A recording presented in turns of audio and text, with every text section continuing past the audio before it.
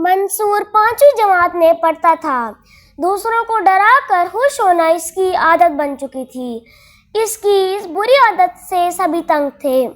امی باورچی خانے میں کھانا پکا رہی ہوتی تو وہ دبے پاؤں ان کے قریب جا کر زور سے چیختا، امی! اس کی امی کھانا پکانے میں محو ہوتی، سہم جاتی۔ آپ یونیورسٹی کی طرف سے دیا گیا کام کر رہی ہوتی۔ یہ ڈراؤنے چہرے والا ماسک پہن کر انہیں ڈرا دیتا۔ گڑیا کو ہوم ورک کرتے دیکھتا تو دروازے کے پیچھے چھپ کر ڈراؤنی آوازیں نکالتا۔ بیچاری ڈر کر دوسرے کمرے میں بھاگ جاتی۔ ایک بار تو اسے اسکول میں اس کی حرکت پر سزا بھی دی گئی۔ امی بڑے پیار سے اسے سمجھاتی تھی کہ اس طرح دوسروں کو ڈرانا اچھی عادت نہیں ہے۔ منصور، تمہیں بری عادت چھوڑ دینی چاہیے۔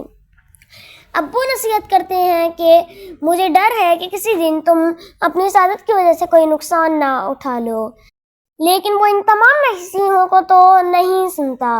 ان دنوں گرمیوں کی چھٹیاں تھیں۔ اس کی چھوٹی خالہ آئی ہوئی تھی۔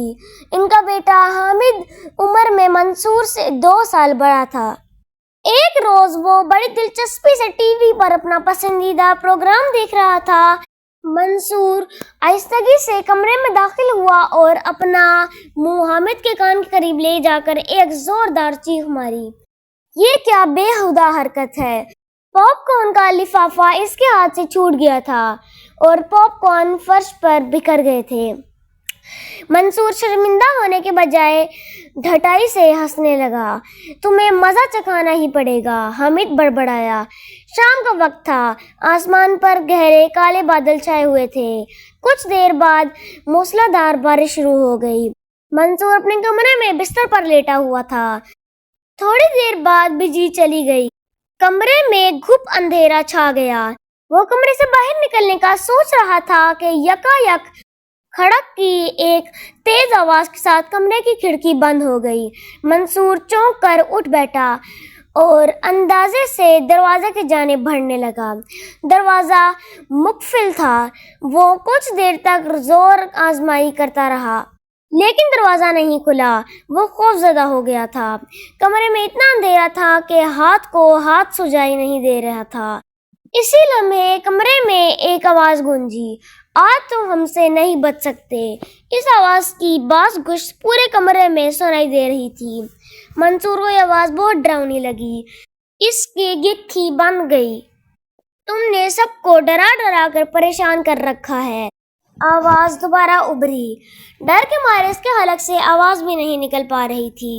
وہ ہمت جمع کر کے بولا، تم کون ہو؟ مجھے جانے دو، دروازہ کھولو۔ وہی آواز پھر سنائی دی، نہیں، ہم تمہیں اپنے ساتھ لے کر جائیں گے۔ تم نے امی اور ابو کی نصیحتوں کی بھی پرواہ نہیں کی۔ یہ نافرمانی ہے۔ میں وعدہ کرتا ہوں آج کے بعد کبھی کسی کو نہیں ڈراؤں گا۔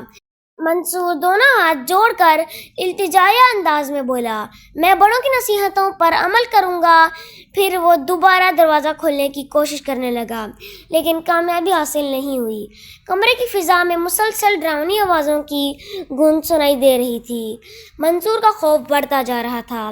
کچھ ہی دیر میں وہ بے ہوش ہو کر زمین پر گر پڑا۔ منصور کی آنکھ کھلی تو وہ اپنے بستر پر تھا۔ کمرے میں روشنی تھی۔ اس کی نظر کھڑکی پر پڑی۔ باہر تیز بارش ہو رہی تھی۔ امی، ابو اور گھر کے دیگر افراد اس کے گرد جمع تھے۔ امی اپنے آنسو پوچھ رہی تھی۔ کچھ دیر بعد ابو دھیمی آواز میں بولے، شرارت اور بدتمیزی میں خاصا فرق ہوتا ہے۔ منصور، تم نے جس عادت کو اپنا رکھا ہے وہ شرارت نہیں، بدتمیزی ہے۔ پھر حامد کی طرف مڑ کر بولے، لیکن منصور کو سبق سکھانے کے لیے تم نے جس طریقے کا انتخاب کیا وہ بھی قطعی مناسب نہیں تھا۔ حامد شرم سے سر جھکائے کھڑا رہا۔ ابو نے دوبارہ منصور سے کہا، ہم سب تم سے یہی امید کرتے ہیں کہ تم اپنی اس بری عادت کو چھوڑ دو گے اور پھر کبھی کسی کو نہیں ڈراؤ گے۔